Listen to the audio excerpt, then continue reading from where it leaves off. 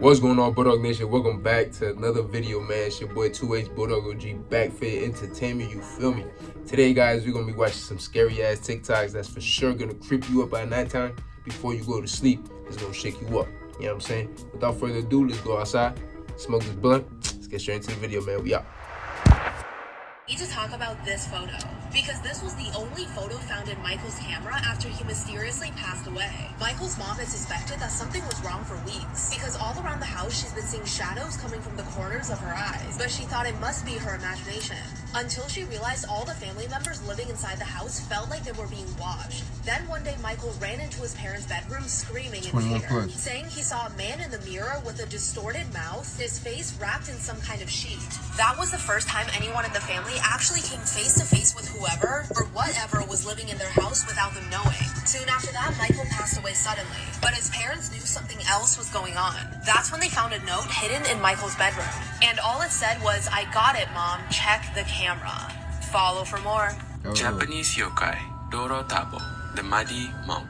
Doro Tabo are spirits of old men who toil hard on their rice fields. They appear as one-eyed with 3 fingernails rising up from the mud at night. The Doro Tabo are spirits of vengeance and rage. They roam the overgrown fields calling out in a mournful, "Give me back my rice field." The Doro Tabo continue hunting until the wasteful owners change their ways of give and flee. This girl was found frozen in ice after 6 hours, but what happened next shocked everyone and left doctors speechless. Jean Hillard was driving home during a blizzard in Minnesota when her car skidded into a ditch. Her friend lived nearby, so she started walking. It was negative 30 degrees Fahrenheit outside and the wind was blowing into her face. She reached her friend's driveway, but just couldn't go any further, and just 15 feet from his door, she collapsed on the ground. She was in the snow for 6 hours and turned into a human icicle. Her friend came out and saw her like this, frozen and ghost-like. At the hospital, she was so frozen, doctors couldn't even open her mouth to put a thermometer. Her skin was so hard that a needle broke when they tried to put it in her. The doctors then decided to put warm packs of water around her body. And in just 6 hours, with no amputations and no brain damage, she was conscious and speaking with her family. Creepy facts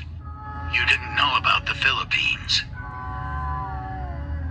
If you hear a knock on the door around 12 a.m., don't you dare open it.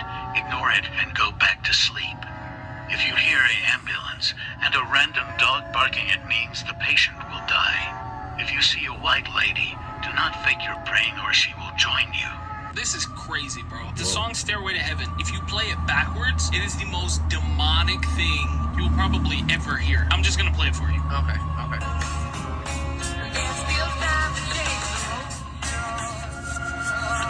This is it backwards.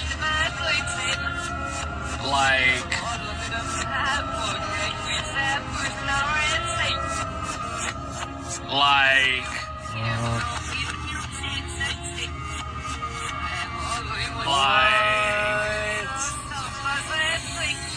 When people said stuff like that, it was just because those were older parents back in the 80s or whenever these songs came out, and they were like, it's the devil music, you can't listen to it. So they're just like making up stuff like that. I've never actually heard that before. That blows my mind. There's no way that by accident, on a song called Stairway to Heaven, you're spewing the most satanic things backwards. And then if you read the lyrics, a lot of the song doesn't make any sense forward, really. It seems as if they figured out what words backwards sounded like what in order to make it happen. We need to talk about the poem that kills you if you read it out loud. Tomino's Hell was written by a boy in Japan whose parents were really strict. And once Tomino wrote this poem, which included some pretty terrifying details, his parents locked him in a cellar and refused to give him any food as punishment. Eventually, Tomino passed away in the cellar, hungry, in the dark, and alone. So it's said that Tomino's spirit now haunts this poem, and anyone who reads it out loud will be cursed, with the same feelings of helplessness and despair that Tomino once felt, and also extremely bad luck, including accidents, sudden illness, or even loss of their voice. In 1974, a director actually created a movie inspired by Tomino's Hell, and unfortunately, a few years later, he succumbed to liver failure. One girl was in college when she came across this poem, and her friends dared her to read it out loud. Within 1 week, she passed away mysteriously. Maybe these tragedies have nothing to do with Tomino's curse and they're just coincidences. Or maybe the spirit of Tomino still lives inside this poem. Let me know if you're brave enough to read this. I ain't reading that shit. Don't read that shit. What are some of the craziest things that have happened to people while they've been hypnotized? I'm going to share with you some of the wildest stories I found. And if you like stories like this, I think you'll like my podcast. On August 23rd, 1995, 2 girls in Belgium disappeared after being hypnotized. That night, they had gone with a group of friends to a hypnotist show where both of them were called up on stage. They were both hypnotized on stage, and they did classic hypnotized person things, like eating a whole lemon thinking that it was a peach. They were unhypnotized after the show, but they continued to have strange behavior. Video footage found later of the girls at a train station after the show showed that they were still behaving very strangely. They seemed really out of it, like they were holding their bodies in really weird positions and walking in the opposite direction of the train. Neither of them made it home that night, but both of their bodies were found a year later on the property of Marc Dutroux. Dutroux was a monster who had committed this type of crime before, but many were left wondering if the girls being hypnotized put them in an extra In 1945, Crazy, man. 5 young men set out on a fishing trip on Lake Michigan. They never returned. After an extensive search, no trace of the men or their boat was found.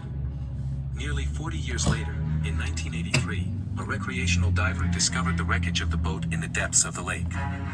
What was even more shocking was that the bodies of the men were still inside the boat, perfectly preserved by the cold, dark waters. But that's not the only eerie part of this story. The boat's radio was still in working order, and investigators were able to listen to the final distress call made by the men before their disappearance. In it, the men can be heard frantically pleading for help, describing a strange, glowing object in the sky that seemed to be following them. The cause of the men's deaths and the mysterious object in the sky remains unknown, but the chilling recording of their final moments has left many wondering what really happened that fateful day on Lake Michigan. This is the true story of a mummy found on a The ghost world may ship. never know. 2 fishermen off the coast in the Philippines noticed something very, very strange. They came across a yacht that was half submerged in water and quickly ran over to check what was going on. But as they got there, they had no idea that it was about to get even stranger. The body of a mummified man was slumped over a desk as though he was about to make a mayday call. Manfred was a German explorer who was last seen off the coast of Spain in 2009. When they found his body, they assumed he must have been dead for years. Authorities quickly came in to investigate to try to determine the cause of death. They found that no foul play had occurred, and he'd actually died, unfortunately, of a heart attack. But it still gets freakier from there. His body was perfectly mummified, so even though they assumed he must have been dead for at least the 7 years he was drifting off at sea, he'd only been dead for 7 days. It was the hot weather, intense winds, and salty air that actually mummified his body so quickly. He was found with photos of him and his wife, as well as a note to his wife. And the note in itself was also pretty creepy. The note read, 30 years we've been together on the same path. Then, the power of the demons was stronger than the will to live. You are gone, may your soul find its peace. You are Manfred. As far as we know, those very well may have been Manfred's last words. They recovered the mummified body, but so far, nobody has come to claim it. So, authorities are left baffled, astounded, and without very many more answers from there. But this story might definitely make you rethink sailing out into the ocean on your own. Hell yeah. Hey guys, my name's Bella. If you like these kind of stories, hit that plus button for more. I do spooky and mysterious stories, and if you enjoyed this one, then please check out my YouTube channel or my podcast. I have videos and audio of much longer stories. Until I see you guys next video. Plastic surgery gone too far. Sarah Topbar wanted to look like Angelina Jolie. And now looks like this. Henry Rodriguez wanted to look like Red Skull. And now looks like this. I ordered a baby from the dark web. This is what was delivered. This isn't a baby, it's a silver thing. Let's open it. This is a pregnancy test. It smells strange. It's positive. What am I supposed to do now? A creepy used preg test. Let's talk about the lore behind the most disturbing common enemy in the Resident Evil franchise.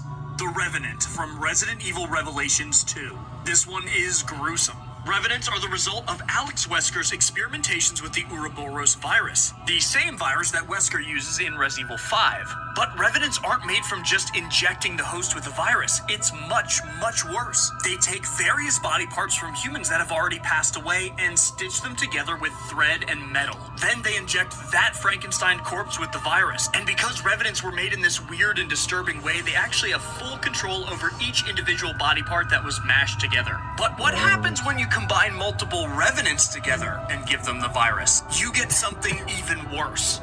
A Duralga. I really think Alex Wesker made some of the most disturbing BOWs in the franchise's history. One of the scariest lockdown photos I have ever seen in my life. On April 16th, 2010, in Newcastle High School, they went into a lockdown procedure. Somebody comes over the intercom and they say that there are reports of a dangerous individual who's inside the school. When this happens, Angela Germain just stays in place. She stays in the girls' bathroom and she ends up sending this blurry photo to her friend Kelly.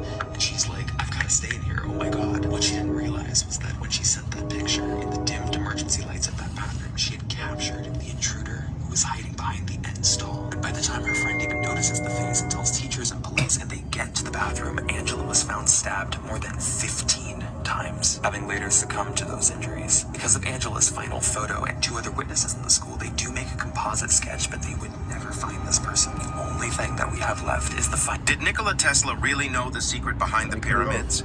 According to Tesla, the pyramids were more than just ancient tombs or architectural marvels. He believed that they held a hidden power, a mysterious energy source waiting to be unlocked. Tesla speculated that the pyramids were designed to harness and transmit wireless energy, tapping into the Earth's natural electromagnetic field. In his view, these majestic structures acted as gigantic power plants, capable of transmitting energy across vast distances. Imagine a world where electricity flowed freely, wirelessly, without the need for cumbersome cables or grids. Tesla envisioned a future where the pyramid's technology could be harnessed, revolutionizing the way we power our world. While Tesla's theory remains speculative, it challenges us to think beyond conventional wisdom. It sparks curiosity and invites us to explore the mysteries of the past. So the next time you gaze upon the pyramids, let yourself wonder, could there be more to these ancient wonders than meets the eye? Let's talk about the true story behind Candy on Hulu and Love and Death on HBO Max and how Betty Gore was axed 41 times. Betty Gore was born on January 9th, 1950, and while she was attending college, she met a teaching assistant named Alan Gore through one of her classes. 2 of them immediately hit it off, they began dating, and in 1970, Alan and Betty decided to get married. Soon after their wedding, they had their first daughter named Alyssa, and after this, they decided to move to the small town of Wiley, Texas to start a new life. At first, their marriage seemed to be great. They were very in love with each other and they were excited to grow their family. However, according to reports, Betty did struggle with anxiety and occasional depression. Alan would often have to travel for work, so this meant that Betty was home alone with Alyssa, and this would just cause her a lot of anxiety. She would constantly be calling his office to check in on him. She would call the hotel he was staying at just to talk to him. The traveling was causing a lot of issues in their relationship, and since they had just moved to a new town, Betty didn't really have a lot of friends. She wanted to be more active in the community, so she decided to join her local church, and that's when she began making friends. She started to become friends with a woman named Candace Montgomery, also known as Candy. Both sang in the choir, and the reason they started to become closer is because Betty's daughter, Alyssa, started to grow closer to Candy's daughter. Now, a little bit about Candy. She was married to a man named Pat Montgomery, and the 2 of them lived a very comfortable life in Wiley, Texas. Her husband had a very good job, so she was able to stay home and take care of their 2 kids. And she had a very nice house. They actually called her house the party house because that's where everyone would get together to hang out. She was friends with everyone in the community. I mean, she was kind of like your typical PTA mom. Even though Betty had joined the church and had started making new friends, things between her and Alan were still not good. She even confided in her friend Candy and told her that her and Alan did not have sex. She just didn't know what else to do or how to get the sparks going again. However, Betty ended up getting pregnant with a second daughter, and she thought that this would change things between her and Alan. And it somewhat did. He was excited about their second daughter. Candy was excited about this as well. She even threw Betty a baby shower at her own house. Alan even told Betty that they were going to take a trip to Europe, just the 2 of them without children, so that they could reconnect and just be with each other. So it seemed like things were going well. On Friday, June 13th, 1990, Alan was away on a business trip in Minnesota, and Betty was at home taking care of their newborn daughter, getting everything ready for their trip to Europe. Their oldest daughter, Alyssa, actually spent the night at Candy's house, and she was supposed to come back later that day because she had swim practice. However, Alyssa and Candy's daughter really wanted to have another sleepover, so Candy called Betty and asked her if it was okay if Alyssa spent another night there. Betty told Candy that Alyssa had swim practice, and that's when Candy offered to go to Betty's house, pick up the swimsuit, and take Alyssa to practice. So Betty agreed to this plan. Later that morning, Candy stopped by Betty's house to pick up the bathing suit, and then she left. As the day continued to progress, Alan called the house just to check in on Betty, but he wasn't able to get in contact with her. He called one of the neighbors to go check on Betty, and that's when they discovered that Betty was dead. Okay, more in part 2. Let's talk about this picture. This is why if I ever have kids, I that's never let cliffhanger. them use the bathroom alone. A 7-year-old girl and her mom were headed to Target, and she was getting some clothes for school. Her mom also wanted to grab some snacks for movie night. So while her mom went to go grab popcorn and other snacks, she told her daughter to go pick out clothes for school. When her daughter finally finished and picked out the clothes, she went up to her mom and said something strange happened. A sad, pale lady had came up to her, telling her that she wished she could have her own daughter that looked just like her. The mom, who thought the daughter was just joking around, laughed it off and said, "Let's go." While heading to the register, the daughter shook her mom and said, "That's the lady who told me she wanted a daughter just like me," pointing at a mannequin. The mom laughed, thinking the daughter was still being silly. You know how kids have wild imaginations, always playing around. While at the register, the daughter had to go to the bathroom, so the mom told her to hurry up. It was only a couple hours down, by the way. While in the bathroom, the daughter texted the mom saying the pale lady's in here who wanted a daughter. The mom, trying to get in a rush back home to her other kids, said, "Hurry up, we have to go. Stop playing around." 10 minutes later, and the daughter never came out. The mother, who was waiting outside the bathroom at this time, rushes in the bathroom to see what the heck is going on. The daughter was nowhere to be found. She even checked the stalls to see if her daughter was hiding, standing on a toilet or something. On one of the stalls, she found her daughter's cell phone on the floor. By the way, if you made it this far in the video, comment down below your favorite fruit. Mine is mangoes. When she checked her phone, this was the last image found in it. Police still to this day have no explanation on what happened to that little girl. Bro, that's some scary shit, honestly. See, that's why you gotta keep an eye on your kids, man. Don't be leaving your kids out here by themselves, cause motherfuckers be watching your kids, you know what I'm saying?